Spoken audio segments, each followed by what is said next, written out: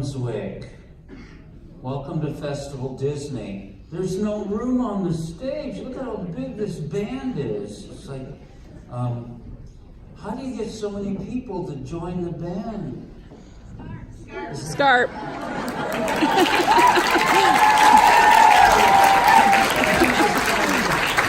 so impressed by your program and the number of people that are playing at such a high level and such challenging literature. It must be this guy here.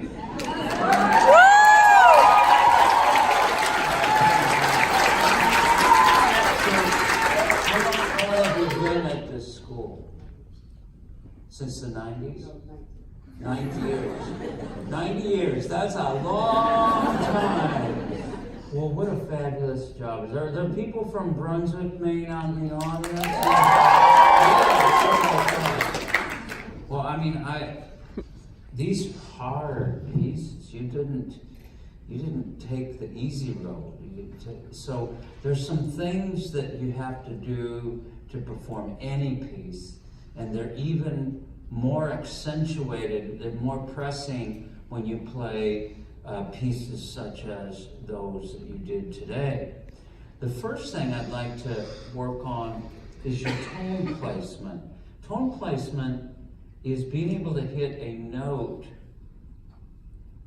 perfectly with good tone and good pitch, regardless of the length of the note. For example, if we're going to play a long note, you have time to make an adjustment. But if you're playing an eighth note or a quarter note, you've got to physically know where that note is. It's in your toolbox. You've got to place that note. And the bigger the instrument, the more tubing that we have, the harder it is. The more extreme the range, whether it be low or high, or the number of valves, or the position, the harder it is. And so you've got to practice on your own and say, I own this note now.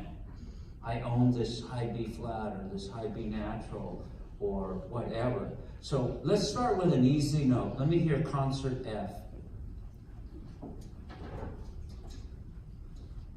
G for those guys. Ready?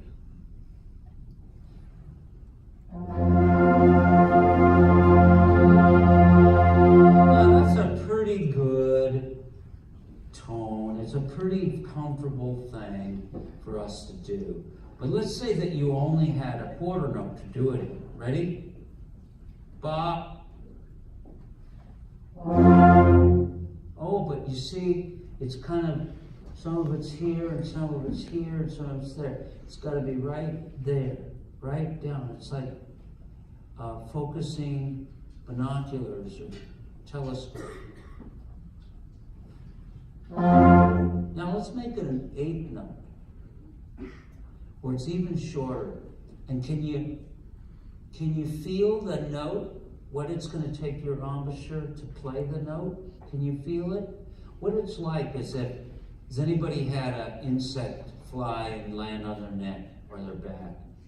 You know, there it is. You just know where it is. And that's what tone placement is. It's like an insect landing on that. You just know where it is. You instinctively know where it is. Here we go, eighth note. Yeah.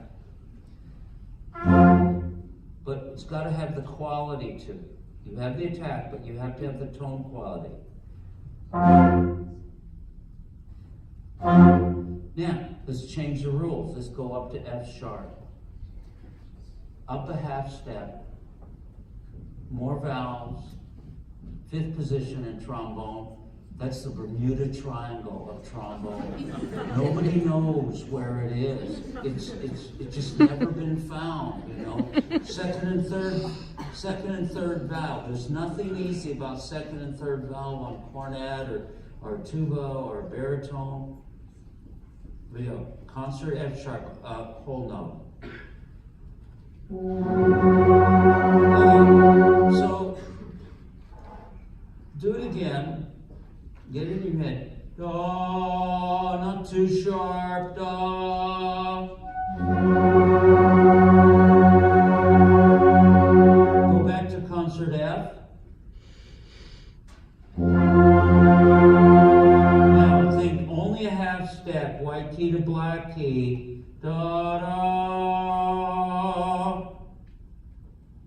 the F sharp.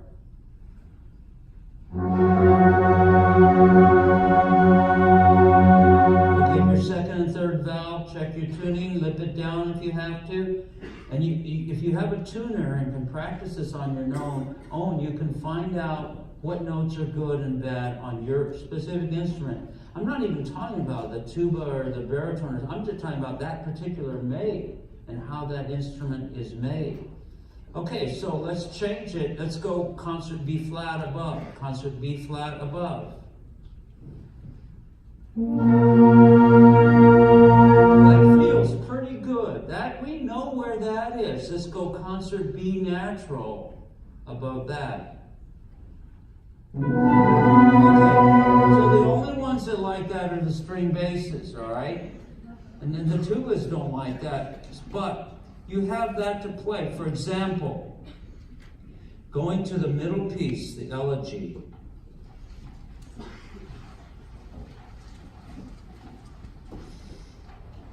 Let me hear the downbeat to rehearsal number 2. So C flat major triad. Very tricky. The only note that should be anywhere near home base is the E flat concert. Ready? Number 2, downbeat. So that you really need to see, where am I at? Where is my tone place on that? What is the balance to get that triad in place? For example, if I go to number 3 and play the downbeat to number 3, you'll probably be okay. Downbeat to number 3. Oh, yeah, because our instruments are built for that note, but they're not built for the C flat. So you have to finesse the tone quality and the pitch when you go into those more challenging keys. Okay, them basses. Okay. Them basses, right from the top. 1, 2, 2, 2.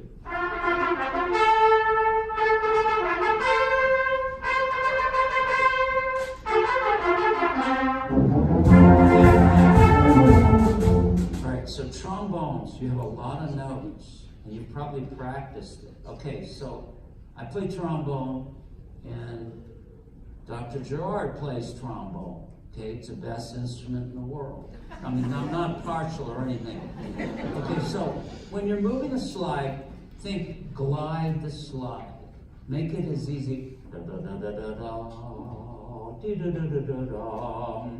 And minimize the amount of space between positions if you could utilize alternate positions. Learn what your alternate positions and use those. Glide the slide,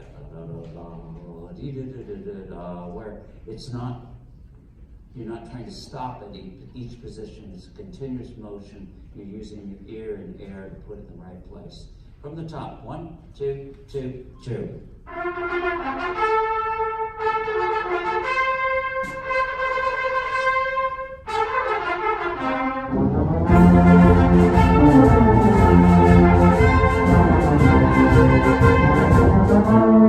What a fun group you are. Now, whatever you do, keep playing, because you're going to remember music and your instrument and band and your teacher for many, many years. It's going to serve you well. It teaches you discipline. It teaches you teamwork. It teaches you real-time problem solving. You got to solve all the problems in the world when you get a little bit older, and use it to your benefit. Music is a terrific discipline. It's a lot of fun. You meet great people and go to great places. So play all the way through high school, play in college or wherever you go, and then play in community band as well. Let's thank your teacher for